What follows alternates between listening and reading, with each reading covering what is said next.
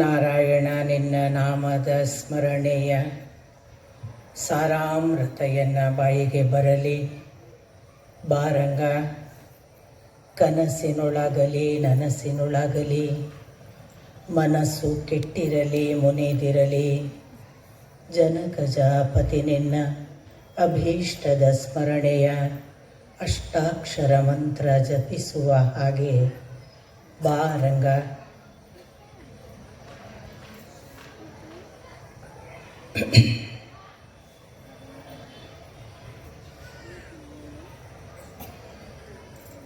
ಪರಮ ಪೂಜ್ಯರಾದ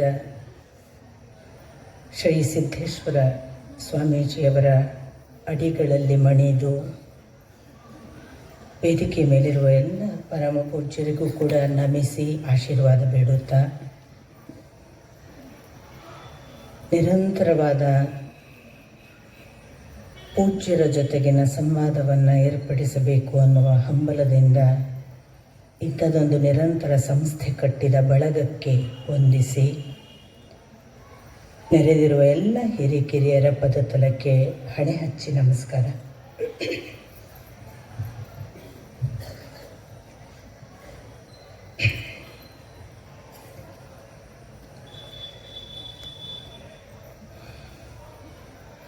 ಬಹಳ ಜನ ಮಾತಾಡ್ತಾರೆ, ಒಳ್ಳೆ ಉಪನ್ಯಾಸಕರಿರ್ತಾರೆ, ಚೆನ್ನಾಗಿ ಜನರನ್ನು ಆಕರ್ಷಕವಾಗಿ ಹಿಡಿದಿಡಬಲ್ಲ ಮಾಂತ್ರಿಕ ಶಕ್ತಿಯೂ ಇರ್ತದೆ ಅಂತ ಅನೇಕ ರಾಜಕಾರಣಿಗಳೂ ಇದ್ದಾರೆ. ಆದರೆ ಅವರಿಗೆ ಲಾರಿಯಲ್ಲಿ ಅವರನ್ನು ದುಡ್ಡು ಕೊಟ್ಟು ಕರ್ಕೊಂಡು ಬರಬೇಕಾದ ಪ್ರೇಕ್ಷಕರ ಅನಿವಾರ್ಯತೆ ಬರುತ್ತೆ, ಅಥವಾ ಯಾವುದೋ ರಾಜಕೀಯದ ಇನ್ಯಾವುದೋ ಒತ್ತಡದ ಕಾರ್ಯಕರ್ತರಾದ ಅನಿವಾರ್ಯತೆಗೋ ಪ್ರಲೋಭನೆಗಳಿಗೋ ಒಳಗಾಗಿ ಜನ ಬರಬೇಕಾಗತ್ತೆ. ಸಹಸ್ರಾರು ಜನ ಒಂದು ರಾಣಿ ಜೇನು ಹೋದಾಗ ಗೊತ್ತೇ ಇಲ್ಲದೆ ಬೆನ್ನು ಹತ್ತುವ ಜೇನಿನ ಸಮೂಹದ ಹಾಗೆ ಸಂಪೂರ್ಣ ಸೆಳೆತಕ್ಕೆ ಮಾಂತ್ರಿಕ ಶಕ್ತಿಯೋ ಇನ್ಯಾವುದೋ ಕಾರಣವಲ್ಲದೆ ತನ್ನ ಬದುಕನ್ನೇ ಮುಡಿಪಾಗಿಟ್ಟು ಅರ್ಥ ಕೊಟ್ಟ ಒಬ್ಬ ವ್ಯಕ್ತಿಯ ಹಿಂದೆ ಹೋಗೋದಿದೆಯಲ್ಲ, ಅದು ಅಪರೂಪಕ್ಕೆ ಅಪರೂಪ, ಕೆಲವರಿಗೆ ಮಾತ್ರ ಸಾಧ್ಯ. ಅದನ್ನು ತನ್ನ ಜೀವಿತಾವಧಿಯಲ್ಲಿ ಅಪ್ಪ ಅವರು ನಮಗೆ ನಮ್ಮ ಕಾಲಘಟ್ಟದಲ್ಲಿ ನಡೆದು ತೋರಿಸಿದ್ದಾರೆ.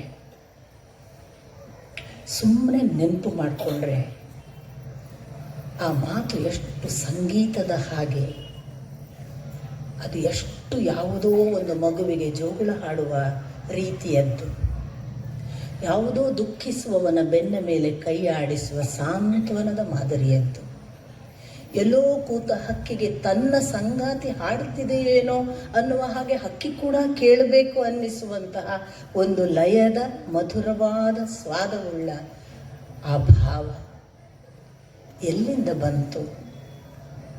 ನಿಮಗೆ ಗೊತ್ತಿರಲಿಕ್ಕೆ ಸಾಕು.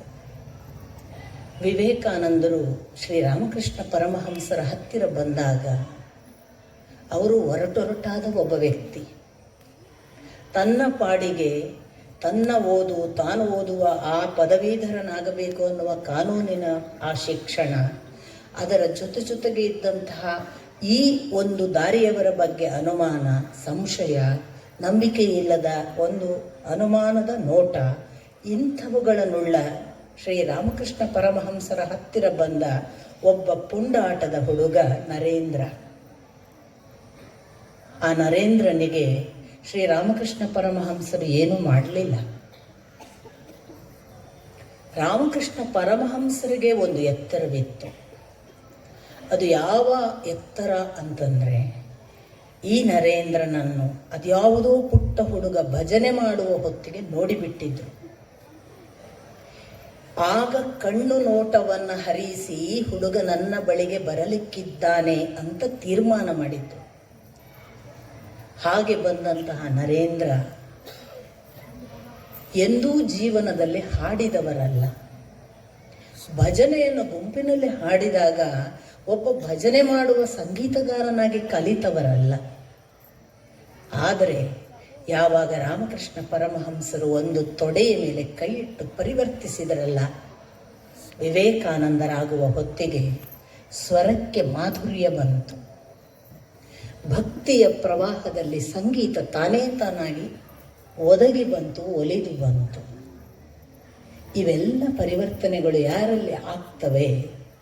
ಅವರ ಕಂಠ ಮಧುರವಾಗ್ತದೆ, ಅವರ ಭಾಷೆ ಮೃದುವಾಗ್ತದೆ, ಅವರು ನಡೆ ನುಡಿಗಳಲ್ಲಿ ಅತ್ಯಂತ ಮಾರ್ಧವ ಸ್ಥಿತಿಯನ್ನು ತಲುಪ್ತಾರೆ. ನೋಡುವವರಿಗೆ ಒಂದು ಪ್ರೀತ್ಯಾಸ್ಪದ ವ್ಯಕ್ತಿಯ ಹಾಗೆ ಆಕರ್ಷಿತರಾಗ್ತಾರೆ. ಇನ್ನಿಲ್ಲದಂತೆ ಅವರ ಬಗ್ಗೆ ನಮಗೆ ಬಹಳ ಭಗವದ್ಭಾವ ಶುರುವಾಗ್ತದೆ. ಅದೆಲ್ಲವೂ ಕೂಡ ಆಗುವುದು ಹುಟ್ಟಿನಿಂದ ಅಲ್ಲ, ಹಿಂದೊಂದು ಪರಿಶ್ರಮ, ನಿರಂತರವಾಗಿ ತನ್ನೊಳಗನ್ನು ತಾನು ಹುಡುಕುವ ಶೋಧ. ನಾನು ಬಂದದ್ದು ಯಾಕೆ, ಎಲ್ಲಿಂದ ಬಂದೆ, ಎಲ್ಲಿಗೆ ಹೋಗಲಿಕ್ಕಿದ್ದೇನೆ, ಇದು ಇಷ್ಟೇನಾ? ಈ ಶರೀರದಲ್ಲಿ ಬಂದ ಮಾತ್ರಕ್ಕೆ ಇರುವ ಇಂದ್ರಿಯಗಳ ಆಕರ್ಷಣೆ, ಇದರ ಜೊತೆಗಿರುವಂತಹ ನನ್ನ ಸುಖ, ಅದರ ಲೋಲುಪತೆ, ಅದರ ಮೋಹ, ಅದಕ್ಕೆ ಸಂಬಂಧಪಟ್ಟ ಅನೇಕ ಅಪೇಕ್ಷೆಗಳು, ಅದರಲ್ಲಿ ತೊಡಗಿಕೊಂಡು ಪಡೆಯುವ ಯಾವುದೋ ಲಾಭ, ಅದರ ಜೊತೆಗೆ ಪಡೆಯುವ ನನ್ನದೇ ಆದ ಸಂಸಾರ ಅನ್ನುವ ಖುಷಿ, ಇದಿಷ್ಟೇನಾ ಅಂತ ಹೇಳುವ ಪ್ರಶ್ನೆಗಳ ಜೊತೆಗೇನೆ ಇದಿಷ್ಟೇ ಅಲ್ಲ ಅಂದಾಗ ಇದರಿಂದ ವಿರಕ್ತರಾಗದೆ, ಇದು ಅಪ್ಪ ಅವರ ವ್ಯತ್ಯಾಸ.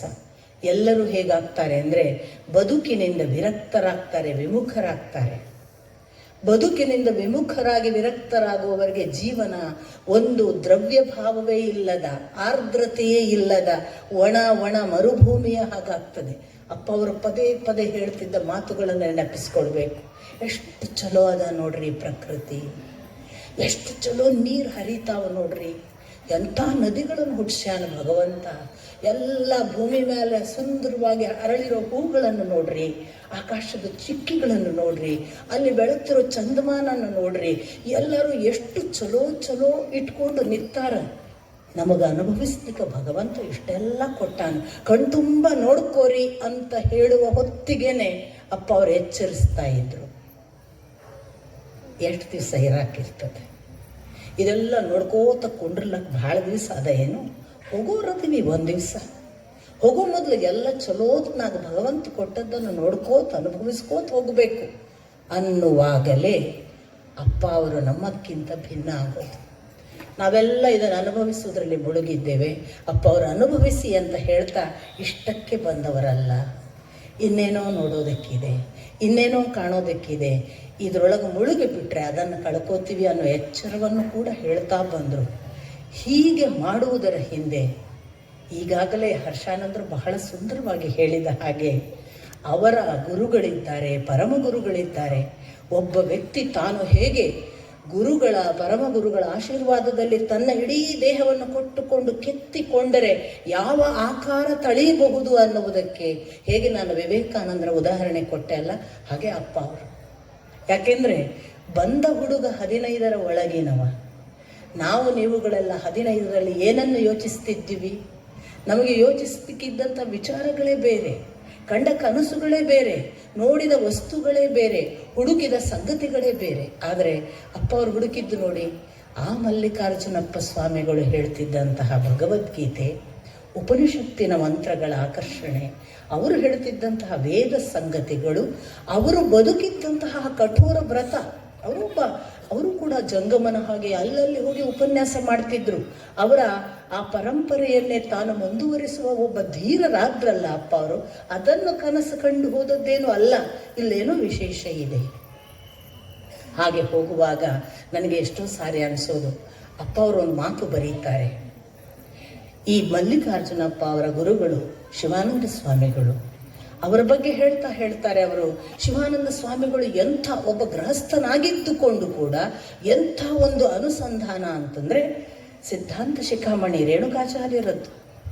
ರೇಣುಕಾಚಾರ್ಯರ ಸಿದ್ಧಾಂತ ಶಿಖಾಮಣಿಯನ್ನು ತಾನು ಸಂಪಾದಿಸುವ ಹೊತ್ತಿಗೆ ಅವರು ಮಾಡಿದಂತಹ ಕಠೋರ ನಿಷ್ಠೆ, ಆ ಮೂಲಕ ಅವರು ತನ್ನ ಗೃಹಸ್ಥಾಶ್ರಮದಲ್ಲಿ ಇದ್ದೇ ಒಂದು ಸನ್ಯಾಸದ ಅನುಭವವನ್ನು ಪಡೆದಂತಹ ಆ ಪರಮಸ್ಥಿತಿ, ಅದು ಶಿವಾನಂದ ಸ್ವಾಮಿಗಳಿಂದ ತನ್ನ ಗುರುಗಳಿಗೆ ಅಂದರೆ ಮಲ್ಲಿಕಾರ್ಜುನಪ್ಪ ಅವರಿಗೆ, ಆ ಮಲ್ಲಿಕಾರ್ಜುನಪ್ಪ ಅವರಿಂದ ತನಗೆ ಬರುವವರೆಗೆ ಒಂದು ಧಾರೆ ಅನ್ನುವ ಆ ಮಾತುಗಳನ್ನೆಲ್ಲ ಓದುವಾಗ ಅನಿಸುತ್ತೆ, ಒಂದು ಪೂರ್ವ ಪರಂಪರೆಯ ಘನ ಅಸ್ತಿತ್ವ ಅಡಿಪಾಯಕ್ಕೆ ನಮ್ಮನ್ನು ಅರ್ಪಿಸಿಕೊಂಡರೆ ಎಲ್ಲವೂ ಸಿದ್ಧ ಮಾದರಿಯಲ್ಲಿ ಅವರು ನಮಗೆ ಕೊಡಬಲ್ಲರು.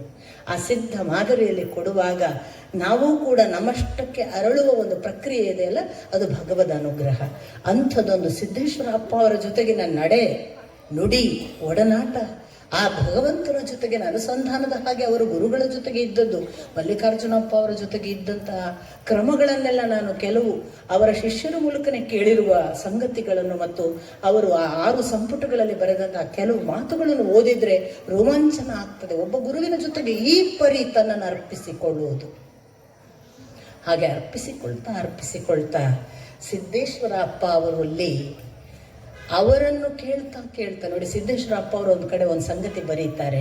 ರೇಣುಕಾಚಾರ್ಯರಿಗೆ ಅಗಸ್ತ್ಯರ ಸಂವಾದದ ಮೂಲಕ ಈ ಸಿದ್ಧಾಂತ ಶಿಖಾಮಣಿ ಹುಟ್ಟಿತು ಅಂತ ಅಷ್ಟೇ ಹೇಳಲ್ಲ, ಅದರ ಪೂರ್ವದಲ್ಲಿ ಒಂದು ವಾಕ್ಯ ಬರೀತಾರೆ ಅಪ್ಪ ಅವರು.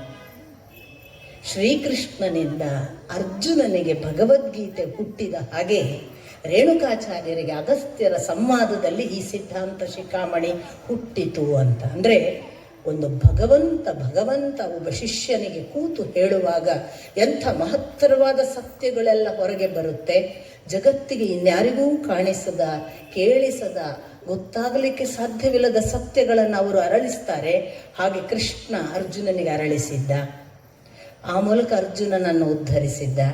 ರೇಣುಕಾಚಾರ್ಯರನ್ನ ಅಗಸ್ತ್ಯ ಸಂವಾದದ ಮೂಲಕ ಉದ್ಧಾರ ಆಗಿದೆ.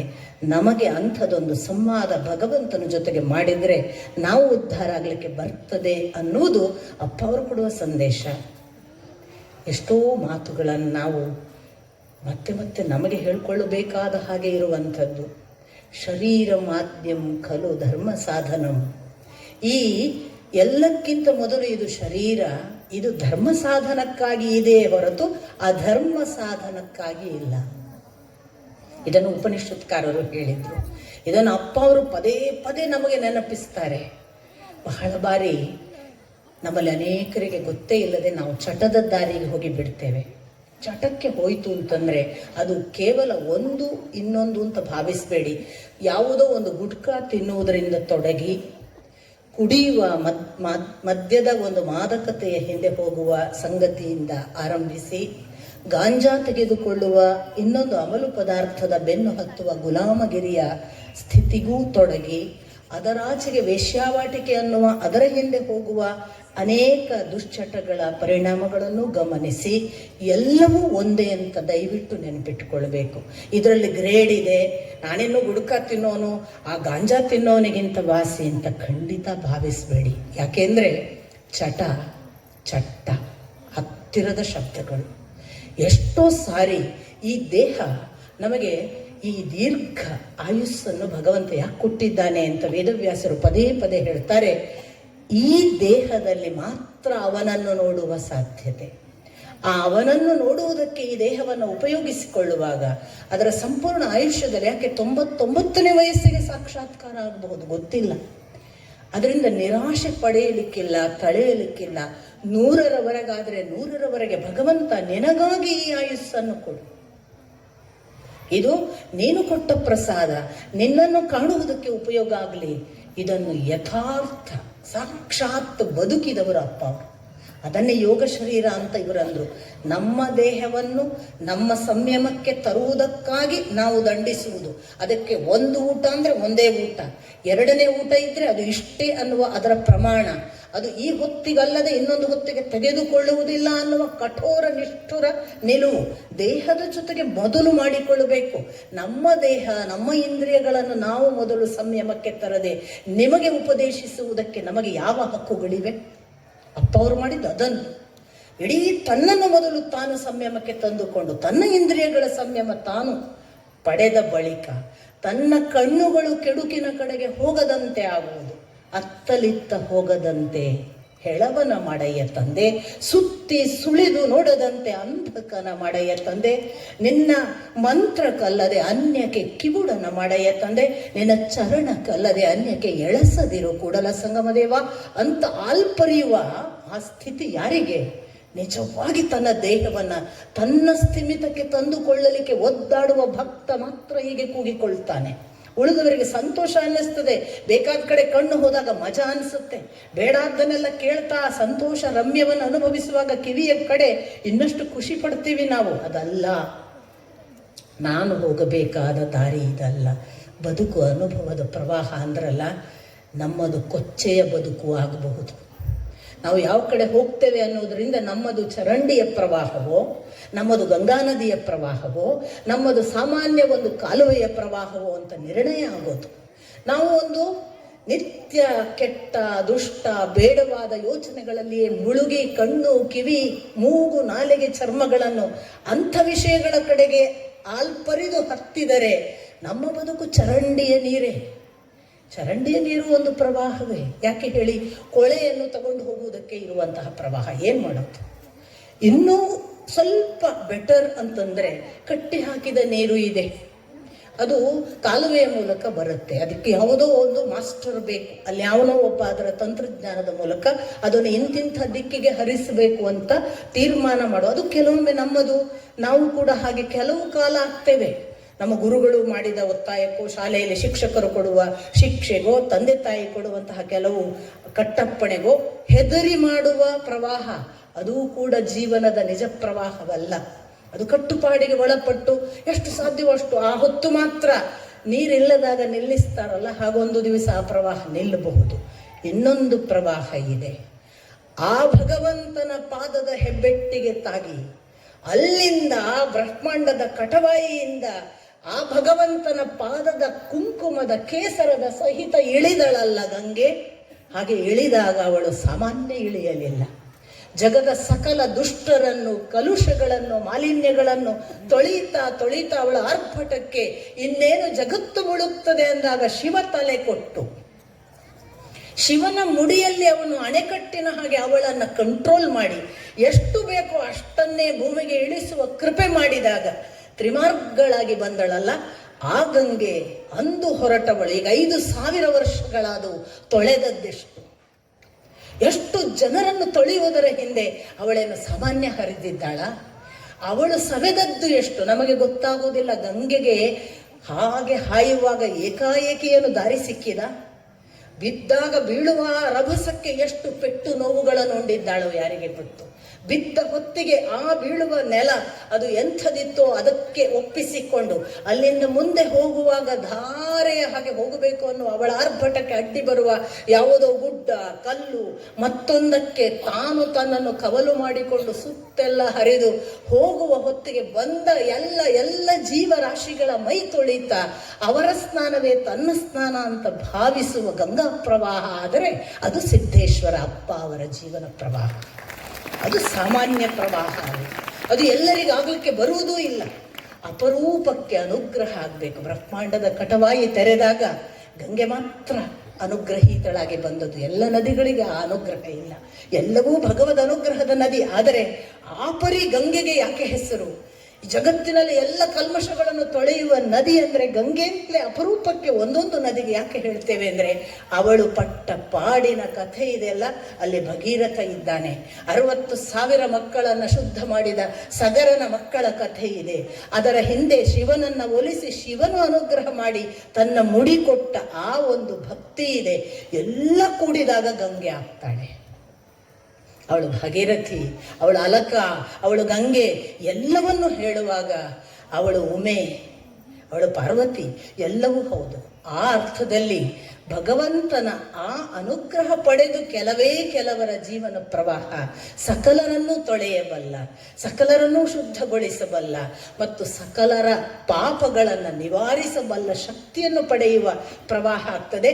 ಅದನ್ನು ಅಪ್ಪ ಅವರು ಇಡೀ ಭಾರತದಾದ್ಯಂತ ಮಾತ್ರ ಅಲ್ಲ, ವಿದೇಶಗಳ ಎಲ್ಲ ಜನಸಾಮಾನ್ಯರನ್ನು ಮಾಡಿದ್ದಾರೆ. ಬಹಳ ಆಶ್ಚರ್ಯ.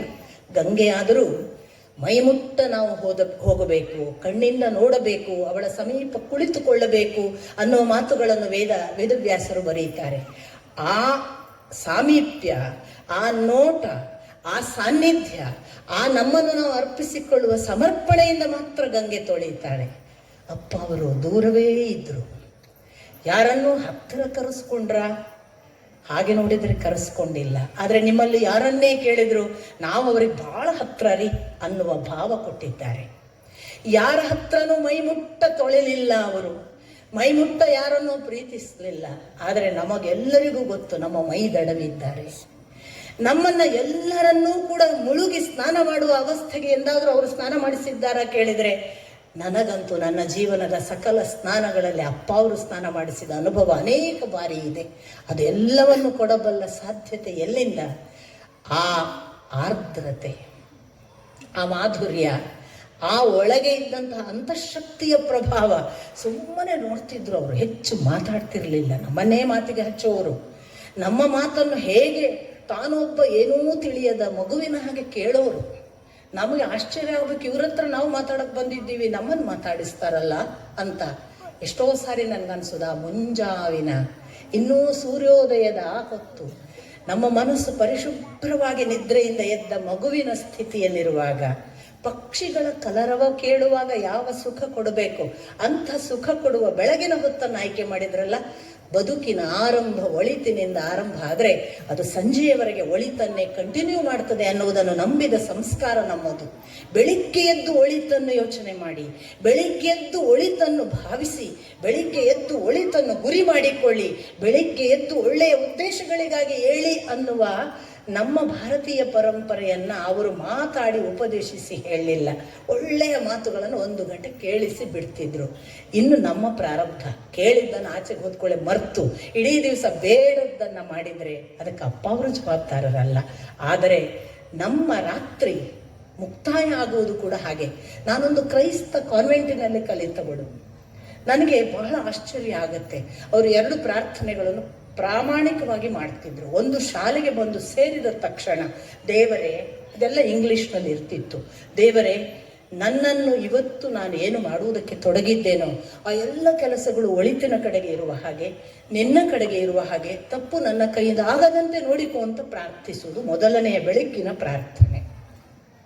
ಸಂಜೆಯ ಪ್ರಾರ್ಥನೆ ಅವರು ಏನನ್ನು ನಮಗೆ ಹೇಳಿಕೊಡ್ತಿದ್ರು ಅಂದ್ರೆ, ದೇವರೇ ನಾನು ಇವತ್ತು ಬೆಳಗಿನಿಂದ ಸಂಜೆಯವರೆಗೆ ಇಂತಿಂಥ ತಪ್ಪುಗಳನ್ನು ಮಾಡಿದ್ದೇನೆ, ನನಗೆ ಗೊತ್ತಾಗದೇ ಇಂಥ ತಪ್ಪುಗಳಾಗಿವೆ, ಅವುಗಳನ್ನೆಲ್ಲ ಆಗದಂತೆ ನನ್ನನ್ನು ರಕ್ಷಿಸು ಅಂತ ಅವರು ರಾತ್ರಿ ಪ್ರಾರ್ಥನೆ ಮಾಡಲಿಕ್ಕೆ ಹೇಳಿಕೊಡ್ತಿದ್ರು.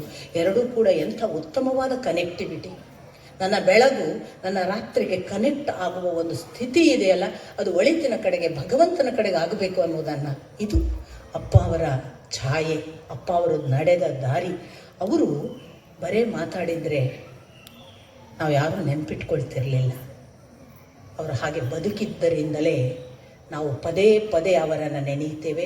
ಅವರು ಇದ್ದಾಗಲೂ ಕೂಡ ನಾವು ಹುಡುಕಿಕೊಂಡು ಯಾಕೆ ಹೋಗ್ತಿದ್ವಿ ಅಂದರೆ, ಈ ಮನುಷ್ಯ ಬರೇ ಹೇಳಲಿಲ್ಲ, ಬರೇ ಉಪದೇಶ ಮಾಡಲಿಲ್ಲ, ಬದುಕ್ತಾರೆ, ನಮ್ಮ ಕಣ್ಣು ಮುಂದೆ ತೋರ್ತಾರೆ. 21 ಗುಣಗಳನ್ನು ಶ್ರೀಕೃಷ್ಣ ಹೇಳ್ತಾನೆ ಜ್ಞಾನಿಗೆ. 21 ಗುಣಗಳಲ್ಲಿ ಒಂದೇ ಒಂದು ಗುಣ ನಿಮಗೆ ಇದು ಇಲ್ಲ ಸಿದ್ದೇಶ್ವರ ಅಪ್ಪ ಅವರಲ್ಲಿ ಅಂತ ಹೇಳುವ ಒಂದೇ ಒಂದು ಗುಣ ಸಿಗೋದಿಲ್ಲ. ಅರ್ಥ ಮಾಡ್ಕೋಬೇಕು. ಶ್ರೀಕೃಷ್ಣ ಹೇಳುವ 21 ಗುಣಗಳನ್ನು ಇವತ್ತು ಜೀವನದಲ್ಲಿ ಒಬ್ಬ ನಡೆದಿದ್ದಾನೆ ಅಂದ್ರೆ ಅದು ಅಪ್ಪ ಅವರು. ಅವರನ್ನು ಬಿಟ್ಟರೆ ಇನ್ನೊಬ್ಬ ಸಿಗ್ತಾರ ನನಗೆ ಗೊತ್ತಿಲ್ಲ. ಒಂದಲ್ಲ ಒಂದು ದೋಷ ಊನ ಉಳಿಯುತ್ತದೆ. ನಾವು ಯಾರನ್ನೇ ನೋಡುವಾಗ, ನನಗೆ ವೈಯಕ್ತಿಕವಾಗಿ ನಾವು ಯಾರನ್ನೇ ಲೆಕ್ಕ ಹಾಕಿದ್ರು ಅವರಲ್ಲಿ ಯಾವುದೋ ಒಂದು ಕೊರತೆ ಕಾಣ್ತದೆ. ಅಪ್ಪ ಅವರಲ್ಲಿ ಒಂದೇ ಒಂದು 21ಕ್ಕೆ ಸರಿ ಸಾಟಿ ಅವರು. ಶ್ರೀಕೃಷ್ಣ ಚಾಲೆಂಜ್ ಕೊಡುವಂಗಿದೆ, ನೀನು ಜ್ಞಾನಿ ಆಗ್ತೀಯಾದ್ರೆ ಇಷ್ಟೆಲ್ಲ ಗುಣಗಳಿರಬೇಕು, ಅದನ್ನು ಇಷ್ಟಪಡ್ತೇನೆ ನಾನು ಅಂತ ಕೃಷ್ಣನ ಮಾತು. ಜ್ಞಾನಿ ಆಗಿ ತೋರಿ ಜ್ಞಾನ ಮಾರ್ಗವನ್ನ ಬರೇ ಜ್ಞಾನಿಯ ಹಾಗೆ ತನ್ನ ಸುಖಕ್ಕೆ ತಾನು ತಿಳಿದಿದ್ದೇನೆ ಅಂತ ಬಹಳ ಬಹಳ ಪಂಡಿತರ ಹಾಗೆ ತರ್ಕಕ್ಕೆ ಕೂತ್ಕೊಳ್ಳಿಲ್ಲ ಅಪ್ಪ ಅವರು. ಅದನ್ನು ಕರ್ಮ ಮಾರ್ಗಕ್ಕೆ ತಂದ್ರು. ಜ್ಞಾನ ಕರ್ಮ ಮಾರ್ಗಕ್ಕೆ ಬಾರದೇ ಇದ್ರೆ ಅದು ವ್ಯರ್ಥ ಅಂತ ಪದೇ ಪದೇ ಹೇಳಿದ್ರು. ಅದಕ್ಕಾಗಿಯೇ ಅವರ ಕರ್ಮ ವಾಕ್ಕಿನ ಮೂಲಕ ಜ್ಞಾನವನ್ನು ಪಸರಿಸಿದ್ದು. ಅದು ವಾಕ್ ಅನ್ನೋದು ಅವರ ಕರ್ಮ ಭಾಗ, ಅದರ ಜೊತೆಗೆ ತಾನು ನಡೆದದ್ದು ಅದವರ ಭಕ್ತಿಯ ಮಾರ್ಗ. ಈ ಮೂರನ್ನು ಮೇಳೈಸುವಾಗ ನಮ್ಮ ಇಡೀ ಅಧ್ಯಾತ್ಮ ಪರಂಪರೆ ಈ ಮೂರರಲ್ಲಿ ಒಂದು ಮಾರ್ಗವನ್ನಾದರೂ ಅನುಸರಿಸುವ ಅನ್ನತ್ತೆ. ಮೂರನ್ನು ಮೇಳೈಸಿ ನಡೆಯಿರಿ. ವಾಸ್ತವಿಕ 3 ಅಲ್ಲ, 3 ಸೇರಿದಾಗ ಆಗುವಂತಹ ಒಂದು ಯೋಗ ಇದೆಯಲ್ಲ, ಅದಕ್ಕೆ ಸಂಪೂರ್ಣ ಯೋಗ ಅಂತ ಹೆಸರು ಅಂತ ಶ್ರೀ ಅರಬಿಂದರ ಮಾತು. ಈ ಎಲ್ಲ 3 ಮೇಳೈಸಿದ್ದು ಅಪ್ಪ ಅವರು. ಜೊತೆಗೆ ಈ 3 ಮೇಳೈಸಿದಾಗ ನಾವು ಮುಟ್ಟಬೇಕಾದದ್ದು ಯಾವುದು? ಭಗವಂತನನ್ನ, ಆ ದೇವರನ್ನ. ನಾನು ಅವನು ಒಂದಾಗುವುದಾ? ಏನೋ ಒಂದಿದೆ, ದ್ವೈತವೋ ಅದ್ವೈತವೋ ವಿಶಿಷ್ಟಾದ್ವೈತವೋ ಶಕ್ತಿ ವಿಶಿಷ್ಟಾದ್ವೈತವೋ ಎಲ್ಲ ಒಂದೊಂದು ಪರಂಪರೆಯಲ್ಲಿ ಒಬ್ಬೊಬ್ಬರು ಹೇಳಿ ಹೋಗಿದ್ದಾರೆ. ನಮ್ಮ ಬದುಕು ಹೆರದ ಬಂಜೆಯ ಮಗನೊಬ್ಬ ಈಯಲಾರದ ಎಮ್ಮೆಯ ಗಿಣ್ಣು ಬೇಡುತ್ತಿದ್ದನು. ಹೆರದ ಬಂಜೆಯ ಮಗನೊಬ್ಬ ಈಯಲಾರದ ಎಮ್ಮೆಯ ಗಿಣ್ಣು ಬೇಡುತ್ತಿದ್ದನು. ಕೊಂಬೆರೆಂಬೆಗಳಿಲ್ಲದ ಗಿಡವನೆರಿ ಹಣ್ಣು ಮೇಯುತ್ತಿದ್ದನು. ಇಳಿ ಇಳಿ ಎಂದರೆ ಅಳುತ್ತಿದ್ದಾನೆ ಗುಹೇಶ್ವರ. ಅಲ್ಲಮನ ವಚನ. ಎಂಥ ಅದ್ಭುತ, ನಮ್ಮ ಬದುಕಿಗೆ ಎಂಥ ಅದ್ಭುತ ರೂಪಕ. ನಾವೆಲ್ಲ ಇಲ್ಲದ್ದನ್ನು ಉಂಟು ಅಂತಲೇ ನಂಬಿಕೊಂಡು ಹೋದವರು, ಈ ಮಿಥ್ಯೆಯೇ ಸತ್ಯ ಅಂತ ಬೆನ್ನು ಹತ್ತಿದವರು. ನಾವೆಲ್ಲ ಒಂದು ತರ ಹೆರದೇ ಇರುವ ತಾಯಿಗೆ ಹುಟ್ಟಿದ ಮಕ್ಕಳು, ಹೆರದ ಬಂಜೆಯ ಮಕ್ಕಳು. ಆಮೇಲೆ ನಾವು ಎಂಥವರು, ಈಯಲಾರದ ಎಮ್ಮೆಯ ಗಿಣ್ಣು ಬೇಡ. ಇಲ್ಲಿ ಯಾವುದು ಆಕ್ಚುಲಿ ಇಲ್ಲ, ಆದ್ರೆ ಇದೆ ಅಂತ ಅದನ್ನು ತಿನ್ನುವುದರಲ್ಲೇ ಬಹಳ ಇನ್ವಾಲ್ವ್. ನಮ್ಗೆ ಖುಷಿ, ಇಲ್ಲೇ ನನಗೊಂದು ಹೆಸರಿದೆ, ನನಗೆ ಇಲ್ಲೊಂದು ಉದ್ಯೋಗ ಇದೆ, ಇಲ್ಲಿ ನನಗೆ ದುಡ್ಡು ಬರುತ್ತೆ, ಇಲ್ಲೊಂದು ಸಂಪತ್ತಿದೆ, ನನ್ನ ಹೆಂಡತಿ ಇದ್ದಾಳೆ, ನನಗೊಂದು ಕಾರ್ ಇದೆ. ಈಯಲಾರದ ಎಮ್ಮೆಯ ಗಿಣ್ಣು, ಅದನ್ನೇ ಹಿಡ್ಕೊಂಡು ಖುಷಿ ಪಡ್ತಿದ್ದೇವೆ. ಇದು ಇದೆ. ಆದರೆ ನಮಗೆ ಗೊತ್ತಿಲ್ಲ, ಅದು ಇಲ್ಲವೇ ಇಲ್ಲ. ಅದು ಇರುವುದು ಅಂತ ಭ್ರಮೆ, ಅದೊಂದು ಮಾಯಾ ಪ್ರಪಂಚ. ಅದರ ಒಳಗೆ ಕೊಂಬೆರೆಂಬೆಗಳೆಲ್ಲದ ಗಿಡವನೇರಿ ಹಣ್ಣು ಮೇಯುತ್ತಿದ್ದಾನೆ. ಈ ಗಿಡಕ್ಕೆ ಬೇರುಂಟು, ಕೊಂಬೆರೆಂಬೆಗಳಿಲ್ಲ. ಇದು ರೂಟ್ ಕಾಣಿಸ್ತದೆ. ಇದಕ್ಕೆ ರೂಟಿನ ಮೂಲ ಎಲ್ಲಿ ಅಂತ ಕೇಳಿದ್ರೆ ಗಿಡ ಮರಗಳ ಕೊಂಬೆರೆಂಬೆಗಳೆಲ್ಲ ಕತ್ತರಿಸಲಾಗಿದೆ. ಅಂದ್ರೆ ಏನು, ಇದಕ್ಕೆ ಎಕ್ಸಿಸ್ಟೆನ್ಸ್ ಅನ್ನುವುದು ಕೂಡ ನಾವು ಭಾವಿಸುವ ಭ್ರಮೆ.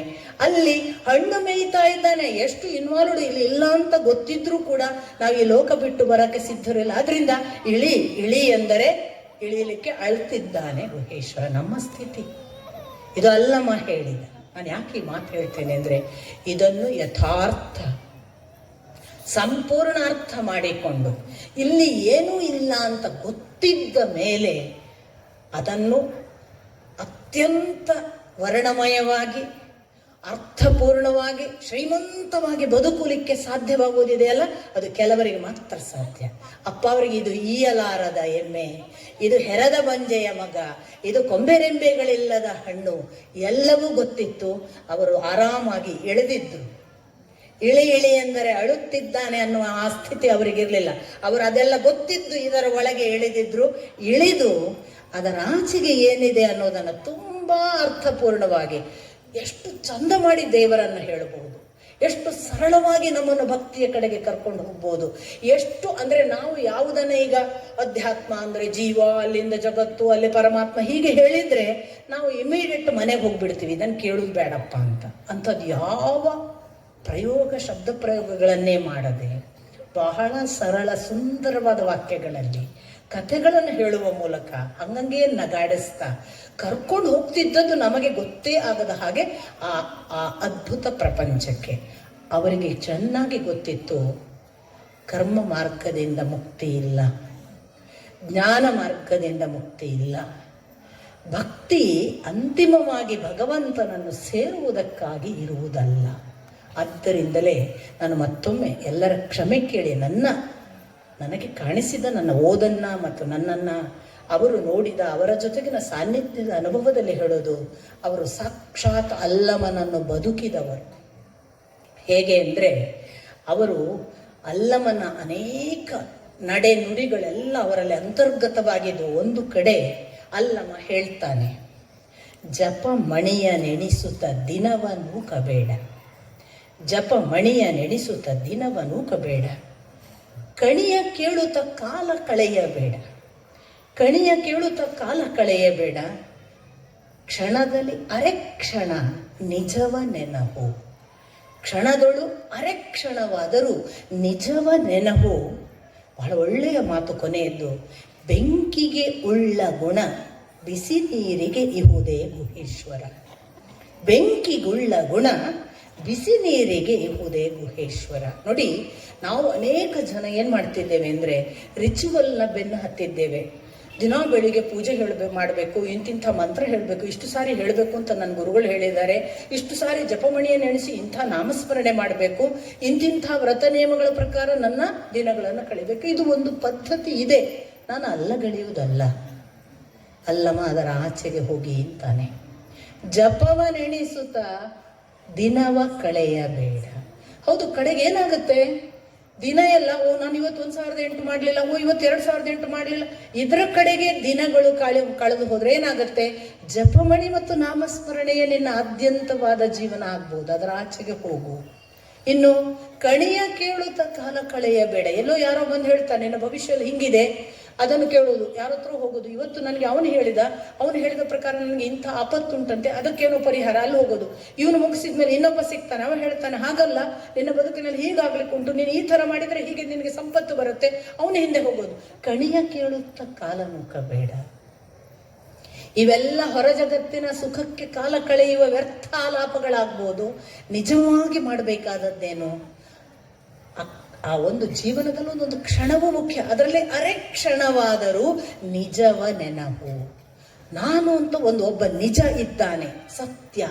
ನಿಜ ಅನ್ನೋದಕ್ಕೆ ತಾನು ಅಂತ ಅರ್ಥ. ಹಳೆಗನ್ನಡದಲ್ಲಿ ತನ್ನ ನಿಜ ಸುತನ ಕರೆಯೋದು ಅಂದಾಗ ತನ್ನ ಮಗನನ್ನು ಕರೆಯೋದು ಅಂತ. ನಿಜ ಅಂದ್ರೆ ನೋಡಿ, ನಮಗೆ ಸಂಬಂಧಪಟ್ಟದ್ದು ಮಾತ್ರ ನಿಜ, ಆತ್ಮಕ್ಕೆ ಸಂಬಂಧಪಟ್ಟದ್ದು ಮಾತ್ರ ನಿಜ. ನಾನು ನಿಮಗೆ ಹೇಳ್ಬೋದು ಸುಳ್ಳನ್ನು, ನನಗೆ ನಾನು ಹೇಳಲಿಕ್ಕೆ ಬರೋದಿಲ್ಲ. ನನಗೆ ನಾನು ಹೇಳುವುದು ಅದು ನಿಜ. ಈ ತರ ನಿಜವನ್ನು ನನ್ನ ಆತ್ಮವನ್ನು ನೆನೆಯುವುದಿದೆಯಲ್ಲ, ಅದನ್ನು ಅರೆ ಕ್ಷಣವಾದರೂ ಮಾಡುವುದು ಅಲ್ಲಮ್ಮ. ಕೊನೆಯ ವಾಕ್ಯ, ಬೆಂಕಿಯ ಗುಣ ಬಿಸಿ ನೀರಿಗೆ ಹೋದೆ ಗುಹೇಶ್ವರ. ಇಲ್ಲಿ ಬಿಸಿ ನೀರು ಯಾವುದು? ಬೆಂಕಿ ಅನೇಕ ಗುಣಗಳನ್ನೇ ಉಳ್ಳದ್ದು ಅಲ್ವಾ. ಅದು ಕುದೀತದೆ, ಮುಟ್ಟಿದ್ರೆ ಸುಡುತ್ತೆ, ಅದಕ್ಕೂ ಕೂಡ ಯಾವುದನ್ನು ಬೇಯಿಸುವ ಗುಣ ಇದೆ, ಎಲ್ಲ ಸರಿ. ಹಾಗಾಗಿ ಜಪ ತಪ ಕಣಿ ಕೇಳುವುದೆಲ್ಲ ಬಿಸಿ ನೀರಿನ ಗುಣಗಳು. ಆದರೆ ಅದು ಬೆಂಕಿಯ ಗುಣ ಅಲ್ಲ. ಭಗವಂತನನ್ನು ಕಾಣುವುದಕ್ಕೆ ಜಪತಪಗಳು ಪರ್ಯಾಯ ಆಗಲಾರವು. ಜಪತಪಗಳು ಇವೆ, ಒಂದು ಮಾರ್ಗ, ಆದರೆ ಅದೇ ಅಲ್ಲ. ಯಾಕೆ? ಬಹಳ ಇಂಟ್ರೆಸ್ಟಿಂಗ್. ಅದರೊಳಗೊಂದು ಒಳ್ಳೆಯ ಸೂಚನೆ ಇದೆ. ಏನು ಹೇಳಿ? ಒಂದು ನೀರು ಬಿಸಿ ಬಿಸಿ ನೀರೇ ಆದರೂ ಕೂಡ ಬೆಂಕಿಗೆ ಹಾಕಿದ್ರೆ ಅದು ಬೆಂಕಿಯನ್ನು ಆರಿಸಬಲ್ಲುದು. ಭಗವಂತ ಇಲ್ಲ ಆಗಬಹುದು. ನಿಮ್ಮ ಜಪತಪದಲ್ಲಿ ಮೈ ಮುಳುಗಿದರೆ, ನೀವು ವ್ರತ ನಿಯಮಗಳ ಬೆನ್ನು ಹತ್ತಿದರೆ, ನೀವು ಇದೇ ಸತ್ಯ ಅಂತ ಭಾವಿಸಿದರೆ ಮೂಲ ಸತ್ಯವೇ ಇಲ್ಲವಾಗಬಹುದು ಅನ್ನೋದು ಅಲ್ಲಮ ಕೊಟ್ಟ ಸೂಚನೆ. ಪದೇ ಪದೇ ಬದುಕನ್ನು ನಡೆದ ಅಪ್ಪ ಅವರು, ಇವರು ಈಗಾಗಲೇ ಹೇಳಿದ ಹಾಗೆ ಅವರ ಮಾತು ಸತ್ಯವಲ್ಲದ್ದು ಆಗಲಿಕ್ಕೆ ಸಾಧ್ಯವಿಲ್ಲ. ನನಗೆ ಒಂದು ಬಾರಿ ಭೇಟಿಯಾದಾಗ ಅವರು ಮೊದಲು ಕೇಳೋದು, ಆರಾಮದಿರಿ, ಹೆಂಗದಿರಿ, ಆರಾಮದಿರಿ. ಕೂಡಲೇ ಹ್ಞೂನ್ರಿ ಅಪ್ಪ ಅವರೇ, ನಿಮ್ಮ ಆಶೀರ್ವಾದ ಅಂತಿದ್ದೆ. ಅಪ್ಪ ಅವರು ಅವಾಗ ಕೈ ನೋವು, ಕಾಲು ನೋವೆಲ್ಲ ಫ್ರ್ಯಾಕ್ಚರ್ ಆದ ಸಂದರ್ಭ. ಅಪ್ಪ ಅವರು ನನಗೆ ಕೂಡಲೇ ಹೇಳಿದರು, ನೀವು ಆರಾಮಿರ್ತೀರಿ, ಯಾಕಂದರೆ ನೀವು ಆನಂದ ಸ್ವರೂಪಿಗಳು. ನನಗೆ ದಿಗಿಲಾಯಿತು. ಯಾಕೆ ದಿಗಿಲಾಯಿತು ಅಂದರೆ, ಅಪ್ಪ ಅವರ ಮಾತು ಅದು ಆಶೀರ್ವಾದ. ನಾನು ನಿಜವಾಗಿ ಆನಂದ ಸ್ವರೂಪಿ ಅಂದ್ರೆ ಏನು? ನನ್ನ ಆತ್ಮದ ಗುಣವನ್ನು ಅವ್ರು ಹೇಳ್ತಿದ್ದಾರೆ ಕಂಡು. ನೀವು ನಂಬ್ತಿದ್ರೆ ನಂಬಿ, ಎಷ್ಟೋ ಸಂದರ್ಭದಲ್ಲಿ ದುಃಖ ಬಂದಾಗ ಅಪ್ಪ ಅವರು ಹೇಳಿದ್ದಾರೆ ನಾನು ಆನಂದ ಸ್ವರೂಪಿ ಅಂತ. ಯಾಕೆ ದುಃಖ ಅಂತ ನಾನು ಹೊರಗೆ ಬರಲಿಕ್ಕೆ ಅವರ ಮಾತು ಸಹಾಯ ಮಾಡಿದೆ. ಯಾಕೆಂದ್ರೆ ಅಪ್ಪ ಅವರ ಮಾತು ಸತ್ಯ. ನನ್ನ ದುಃಖ ಅದು ಅಲ್ಲ, ಅದು ಸುಳ್ಳು. ನನ್ನ ದುಃಖ ಅದು ಈ ಆತ್ಮಕ್ಕೆ ಸಂಬಂಧಪಟ್ಟದ್ದಲ್ಲ. ಇಲ್ಲಿರುವ ಯಾವುದೋ ಲೌಕಿಕದ ಆಕರ್ಷಣೆ, ಇಲ್ಲಿರುವ ಯಾವುದೋ ಲೌಕಿಕದ ಬಾಂಧವ್ಯ ಅಂತ ನನ್ನನ್ನು ಎಳ್ಕೊಂಡು ಆನಂದ ಸ್ವರೂಪಕ್ಕೆ ನಾನಿರಬೇಕು, ನಾನು ಆನಂದಿ ಆಗಬೇಕು ಅಂತ ನಿರಂತರ ಪ್ರಾಕ್ಟೀಸ್ ಮಾಡೋದಿಕ್ಕೆ, ಅನುಸಂಧಾನ ಮಾಡೋದಕ್ಕೆ ನಾನು ಅವರ ಆಶೀರ್ವಾದವನ್ನು ತಗೊಂಡೆ. ಇವತ್ತು ದೇವರ ದಯದಿಂದ ನನಗೆ ಕಾರಣವಿಲ್ಲದೆ ದುಃಖಿಸಿಯೇ ಗೊತ್ತಿಲ್ಲವಾಗಿದೆ. ಅಪ್ಪ ಅವರ ಆಶೀರ್ವಾದ ಅಲ್ವಾ? ಗೊತ್ತೇ ಇಲ್ಲ, ಯಾಕಾದ್ರೂ ಅಳಬೇಕು ಅಂತಲೇ ಗೊತ್ತಿಲ್ಲ ಅನ್ನುವ ಸ್ಥಿತಿ ತಲುಪಬೇಕಾದ್ರೆ ಅಪ್ಪ ಅವರ ಆಶೀರ್ವಾದ. ಇನ್ನೊಂದು ಸಂದರ್ಭದಲ್ಲಿ ಸಾರ್ವಜನಿಕವಾಗಿ ನನ್ನನ್ನು ಕುಳ್ಳಿರಿಸಿ ಅಪ್ಪ ಅವರು ನನಗೊಂದು ಆಶೀರ್ವಾದ ಮಾಡಿದರು. ಇಲ್ಲಿ ಕುಂತಾರಲ್ಲ ಅವರು ಸಾಮಾನ್ಯರಲ್ಲ, ಬ್ರಹ್ಮವಾದಿನಿಯರು ಅಂತ. ಆಗಲೂ ನನಗೆ ದಿಗಿಲು. ಯಾಕೆಂದ್ರೆ ಇನ್ನೂ ಕೊಚ್ಚೆಯಲ್ಲಿದ್ದು ಬೀಳ್ತಾಲೆ, ಇನ್ನೂ ಯಾವುದೇ ಸರಿದಾರಿಗಳನ್ನು ಪಡೆಯದ ನನ್ನ ಸ್ಥಿತಿಯನ್ನು ನಾನೇ ವಿಮರ್ಶೆ ಮಾಡಿಕೊಂಡಾಗ ಅಪ್ಪವರ ಮಾತಿಗೆ ಅಲ್ಲಿ ಕೂತು ಅತ್ತಿದ್ದೇನೆ ನಾನು, ಇವ್ರು ಯಾಕೆ ಈ ಮಾತು ಹೇಳಿದ್ರು ಅಂತ.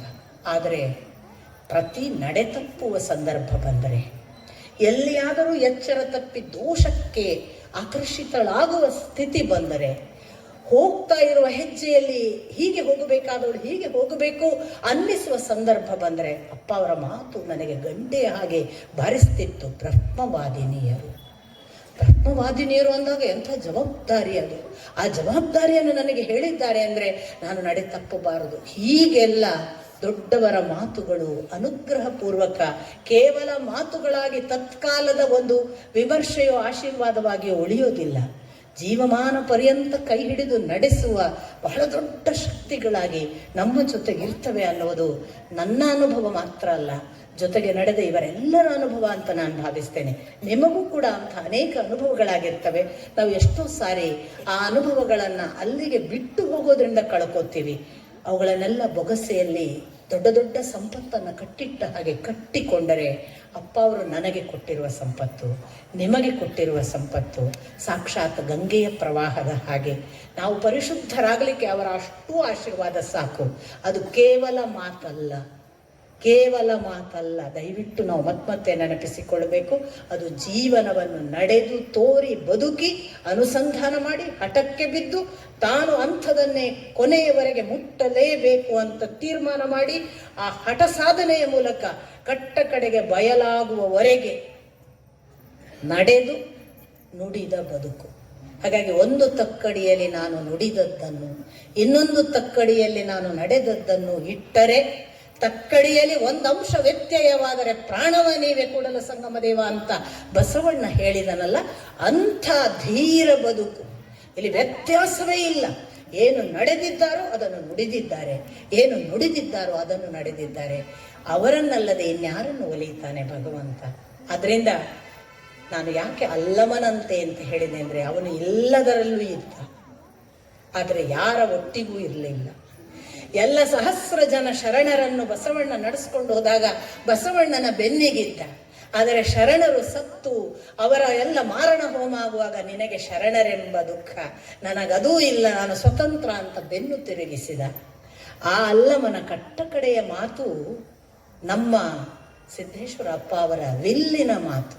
ಹಾಗಾಗಿ ಸತ್ಯವೂ ಇಲ್ಲ, ಅಸತ್ಯವೂ ಇಲ್ಲ, ನಾನೂ ಇಲ್ಲ, ನೀನೂ ಇಲ್ಲ, ಇಲ್ಲ ಎಂಬುದು ತಾನಿಲ್ಲ, ಗುಹೇಶ್ವರ ತಾ ಬಯಲು ಅನ್ನುವಾಗ ಅಪ್ಪ ಅವರು ತನ್ನ ಮಾತುಗಳಲ್ಲೇ ಬರೆದುಕೊಂಡ ಮುನ್ನುಡಿಯ ಕೆಲವು ವಾಕ್ಯಗಳಿವೆ.